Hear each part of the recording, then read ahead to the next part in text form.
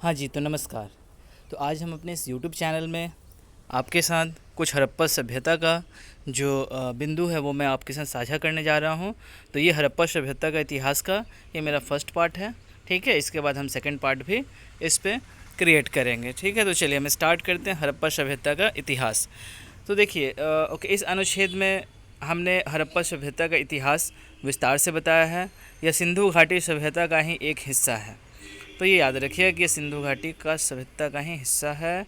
यहाँ आप जानेंगे इसका विस्तार कैसे हुआ, इसकी नगर योजना कैसे थी, लोगों की अर्थव्यवस्था, पहनावे, कला, पूजा, लिपि, धर्म के विषय में पूरी जानकारी हम आपको यहाँ पे देंगे, ठीक है। तो चलिए, क्या आप जानते हैं हड़प्पा संस्कृति भारत की सबसे प्राचीन सभ्यता है? तो याद रखिए ये जो है सबसे प्राचीन, सबसे पुरानी सभ्यता है हड़प्पा सभ्यता।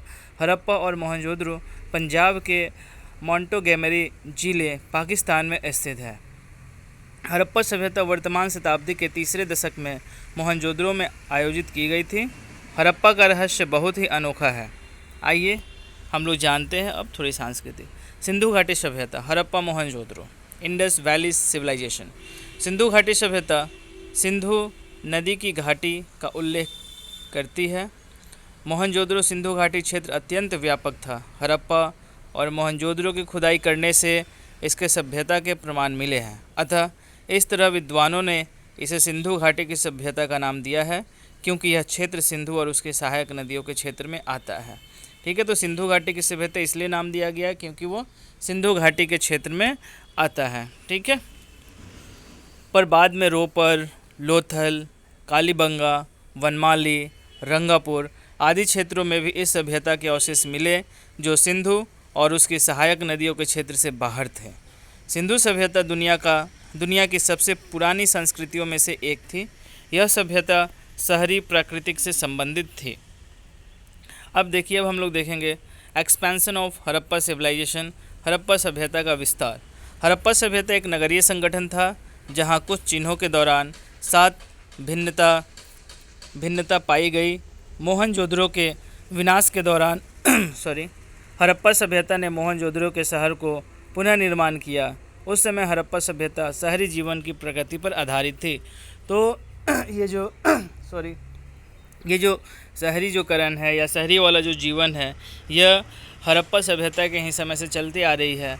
तो कहीं ना कहीं आप इसमें विचार करें तो आप ये पाएंगे कि एशिया का ये जो कंट्री है, जैसे आपका अफ़गानिस्तान हो गया, पाकिस्तान हो गया, भारत हो गया, यहाँ की जो जीवन शैली जो थी वो प्राचीन समय में काफ़ी ही उच्च कोटि की मानी जाती रही है, ठीक है। धीरे धीरे फिर ये ईस्ट से जो भी टेक्नोलॉजी था वो वेस्ट की ओर मूव की।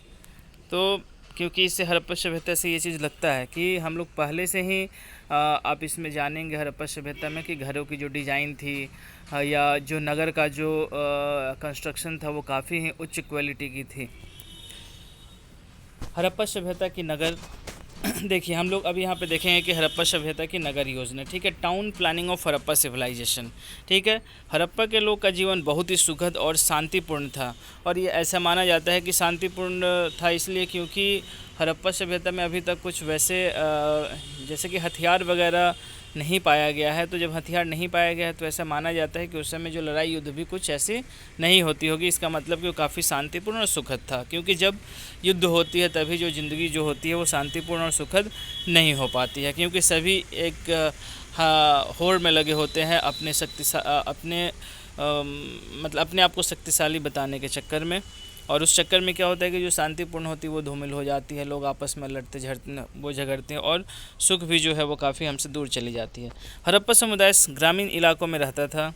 वे लोग बहुत ही अच्छे विचार के और मददगार लोग थे।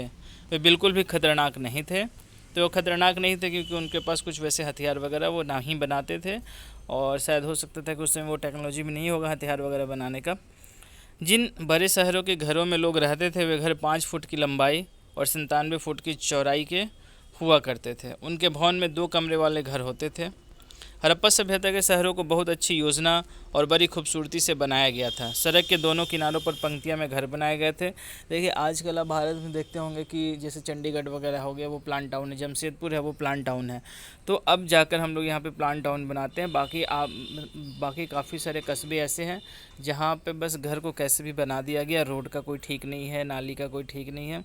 लेकिन हड़प्पा सभ्यता में ऐसा देखा गया कि वहाँ पे जो शहर थी वो काफ़ी खूबसूरत बनाए गए थे। सड़क के दोनों किनारे पर पंक्तियाँ में घर बने थे। भवन का निर्माण करने के लिए उन्होंने धूप में सूखी हुई ईंटों का प्रयोग किया था। उसी समय ईंटों का प्रयोग हुआ था, वो भी पकी हुई या सूखी हुई बोल सकते हैं, ठीक है। कुछ घर गलियों में भी बनाए गए थे। अमीर लोग बड़े घर में रहते थे, उनके पास कई कमरे वाले घर होते थे। मुख्य रूप से गरीब लोग छोटे घरों और झोपड़ियों में रहते थे। तो ये समान है, आज भी जो अमीर लोग हैं उनके पास ना जाने कई कमरे वाले तो छोड़िए कई घर होते हैं, और गरीब लोग के पास एक झोपड़ी भी नसीब नहीं है। चलिए इसके बाद देखते हैं अनाज रखने का कोठार जो 45.71 मीटर लंबा और 15.23 मीटर चौड़ा हुआ करता था। काफ़ी बड़ी ये हो गई। हड़प्पा के दुर्ग में 6 कठोर मिले हैं जो ईंटों के चबूतरे पर 2 पांतों में खड़े हैं। जनता के लिए मोहनजोदड़ो द्वारा स्नानागार की खोज की गई। यह सिंधु सभ्यता की मुख्य सुविधाओं में से एक थी। आप बोल सकते हैं कि स्विमिंग पूल भी थी, स्विमिंग पूल ही हुआ स्नानागार नहाने के लिए। हड़प्पा सभ्यता के शहर में मकान बनाने के लिए भी धूप में सूखी हुई ईंटों का इस्तेमाल किया जाता था। शहर में मंदिर बनाने के लिए कई ईंटें और मिट्टी का इस्तेमाल होता था। जल निकासी से बचने के लिए उन्होंने जलाशय बनाए और इसमें मिट्टी का उपयोग किया। बौद्ध धर्म के लोग के लिए स्नानागार का निर्माण किया गया था। पूजा करने वाले कपड़े बदलने के लिए छोटे कमरे इस्तेमाल करते थे। इसके बाद देवी की पूजा करते थे। यानी कि वहाँ पे आपकी उच्च क्वालिटी की, आजकल आप जाओ तो काफ़ी सारे नदी मिलेंगे, वहाँ पे ऐसे नहीं। लेकिन उस समय ये सारे चीज़ इंतज़ाम किए गए थे कि नहाने के बाद वहाँ पे छोटे छोटे कमरे भी बनाए गए थे जहाँ पे आप अपने कपड़े को बदल सकते हैं। उसके बाद आप देवी की पूजा जाकर कर सकते हैं। सिंधु घाटी सभ्यता में जल निकासी प्रणाली बहुत व्यवस्थित क्रम में थी। और आजकल बड़े बड़े हमारे जो महानगर है या जो शहर है वहाँ पे सबसे जो समस्या है वो है जल निकासी का। थोड़ी सी बारिश नहीं हुई कि पूरी बाढ़ की जैसे समस्या उत्पन्न हो जाती है, लेकिन सिंधु घाटी में ऐसी समस्या नहीं थी। जल निकासी प्रणाली बहुत ही व्यवस्थित क्रम में थी। हर घर में सबसे अच्छी सुविधा के लिए नाली व्यवस्था का प्रयोग किया गया था। प्रत्येक घर से पानी की निकासी का स्थान ईंटों से बनाया गया था। आजकल तो ऐसा है हमारे देश में कि नाली की जगह पे जो नाली को भरकर लोग वहाँ पे भी अवैध रूप से अपने घर या दुकान या कुछ वैसे चीज़ बना लेते हैं और नाली का अस्तित्व ही ख़त्म कर देते हैं। और यही कारण होता है कि जो शहर है वहाँ पे थोड़े से ही पानी आने के बाद क्या होता है, बाढ़ की स्थिति उत्पन्न हो जाती है। घरों में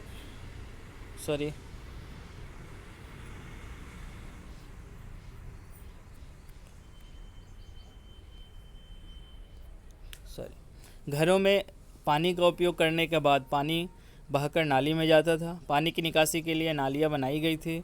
नाले को बंद करने के लिए उन्होंने बड़े पत्थर का इस्तेमाल किया था जिससे हानिकारक रोगों से बचा जा सके। मतलब नाली भी बनी थी, उसको पैक भी किया गया था ताकि जो कीड़े वगैरह हैं वो यदि उत्पन्न हो रहे हैं तो बाहर निकल कर ना आए, वो अंदर ही अंदर रहे ताकि बीमारी जो है वो नहीं फैले। आजकल देखिए डेंगू गंदगी का ही कारण है। काफ़ी सारी बीमारी जो गंदगी के ही कारण हो रहा है।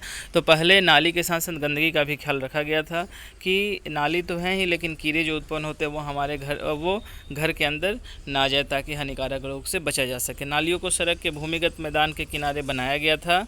नालियों की जल निकासी सड़क के साथ जुड़ी हुई थी। अब ये देखिए लोगों की अर्थव्यवस्था, वहाँ पे अर्थव्यवस्था के लिए मुद्राएं ऐसे इस्तेमाल करते थे, फ़ोटो में देख सकते हैं।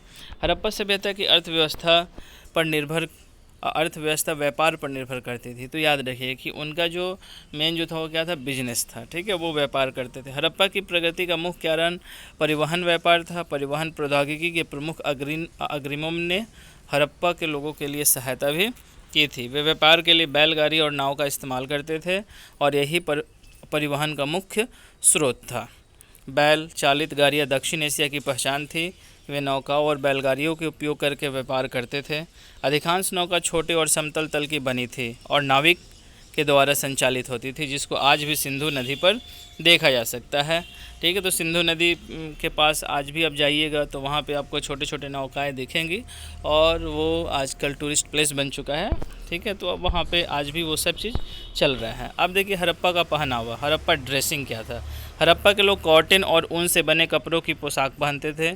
ज़्यादातर लोगों को इन कपड़ों के बारे में पता नहीं था। वे लोग कपड़े के दो अलग अलग हिस्सों को इस्तेमाल करते थे, जो शरीर के ऊपरी और निचले हिस्से को ढकने में मदद करता था। उस समय आदमी दाढ़ी रखते थे, लेकिन आमतौर पर उनके मूछें नहीं होती थी। अब मूछें नहीं होती थी या मूछें वो नहीं रखते थे इसके बारे में भी पता नहीं है, लेकिन केवल जैसे तस्वीर वगैरह में या पेंटिंग वगैरह में मिला है तो उसमें केवल उनकी दाढ़ी होती थी, मूछें वो नहीं बनाते थे शायद। महिलाएं अपने बालों की लट को रिबन द्वारा बांधती थी। वह अपने बालों को कपड़े से ढकना पसंद करती थी। उस समय पुरुष और महिलाएं दोनों गहने पहनना पसंद करते थे। आज भी पहनते हैं, ज़्यादा तो नहीं पहनते हैं, लेकिन हल्का फुल्का चेन वगैरह, रिंग वगैरह तो पुरुष भी पहनते हैं। और मूछ नहीं होते हैं तो आजकल भी आप देख सकते हैं कि काफ़ी लोग मूछ अपना हटवा लेते हैं। तो ये आजकल ये फ़ैशन हो गया है। शायद हो सकता है कि उस समय का भी ये फ़ैशन रहा होगा, दाढ़ी तो रखेंगे लेकिन जो मूछ है वो नहीं रखेंगे। धीरे धीरे क्या होता है कि रोटेशन होता है, आजकल अब स्टाइल हो गया मूछ रखने का। ठीक है, तो चलिए आगे हम लोग इसमें देखते हैं हड़प्पा सभ्यता की प्रमुख विशेषता और कला की फीचर एंड आर्ट। ये देखिए सर, टेराकोटा मिट्टी का ये बना हुआ है, ठीक है। बैलगाड़ी दिख रहा है और ये कोई चिड़िया का फोटो दिख रहा है। हड़प्पा सभ्यता के लोग में कला को पहचानने की योग्यता थी। वे लोग विभिन्न प्रकार के पुताई और चमकने वाले मिट्टी के बर्तनों का इस्तेमाल किया करते थे। वे कई प्रकार के सामान को रंग लेते थे, यहाँ तक कि वे गाय, भेड़, बंदर, हाथी, भैंस, सूअर आदि जानवरों को भी रंग दिया करते थे। उन्होंने विभिन्न प्रकार की मूर्तियों की खोज की और उन्हें रंग दिया करते थे। टेराकोटा के कामों में टेराकोटा का मतलब मिट्टी का जो बना होता है, पके हुए खिलौने। टेराकोटा के कामों में खिलौने की गाड़ियाँ पाई गई। वे आधुनिक युग के बैलगाड़ियों की तरह दिखती थी। मोहनजोदड़ो के खंडहर में बड़ी संख्या में चांदी, तांबा, कांस्य, कंघी और सुई, दर्पण, विभिन्न हथियारों से बने हुए सामान और बर्तन पाए गए। यहाँ देखिए लिपि, और हड़प्पा सभ्यता की ऐसी लिपि है जिसको अभी तक किसी ने पढ़ा नहीं है, क्योंकि वो समझ में नहीं आ रहा है कि क्या है वो। ठीक है, रिसर्च अभी भी उस पर चल रही है। सॉरी, आवाज़ काफ़ी आती है हमारे रूम पे। और मैं वीडियो इसलिए नहीं बना पा रहा हूँ क्योंकि अभी मैं अपने जॉब लोकेशन पे नहीं हूँ, अभी मैं अपने घर पे हूँ। और जो मेरा घर है वो बिल्कुल बीच शहर में है, तो यहाँ पे जो ध्वनि, जो प्रदूषण है वो काफ़ी है। ठीक है, इसलिए मैं यहाँ पे वीडियो नहीं बना पाता हूँ। बट फिर भी आज मेरा ये प्रयास था कि हड़प्पा सभ्यता के बारे में एक छोटा सा मैं वीडियो बनाऊं, ताकि मेरा जो कंटिन्यूएशन है, क्योंकि 1 तारीख के बाद मैंने कोई भी वीडियो डाला नहीं है, 1 तारीख 31 के बाद, तो आज ये मेरा उसके बाद काफ़ी लंबे गैप के बाद मैं वीडियो डाल रहा हूँ। ठीक है, क्योंकि मुझे होम क्वारंटाइन भी रहना पड़ा था। अभी मैं फ़िलहाल होम क्वारंटाइन में ही हूँ। हड़प्पा लोगों के लेखन सिरेमिक बर्तनों के मोहरों पर और शिलालेख पर पाए गए हैं, और लंबाई में 4 से 5 अक्षरों से अधिक नहीं थे, जिसमें सबसे लंबा अक्षर 26 का था। ठीक है, यानी 26 अक्षर वाला एक शब्द था। सिंधु घाटी सभ्यता एक और तरीके से रहस्यमय थी। विद्वान भी सिंधु की पटकथा को नहीं समझ सके। जो उन्होंने लिखा है, कोई भी नहीं जानता कि कौन सी भाषा सिंधु लोग बोलने के लिए उपयोग करते थे। विद्वानों को भी इसकी कोई सही सुराग नहीं मिल सका। अब देखिए हड़प्पा संस्कृति के घरेलू जानवर।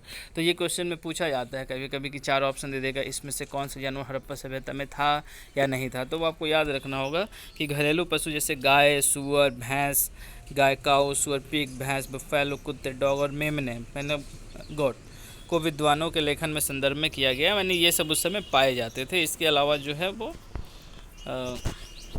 नहीं होंगे।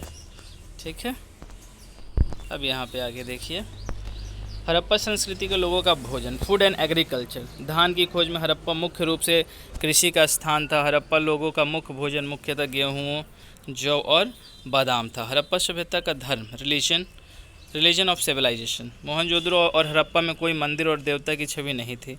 हड़प्पा और सिंधु लोग अपने स्थान को लेकर बहुत ही धार्मिक थे। वे माँ को पूजते थे, जिसमें शिव पशुपति प्रख्यात थे।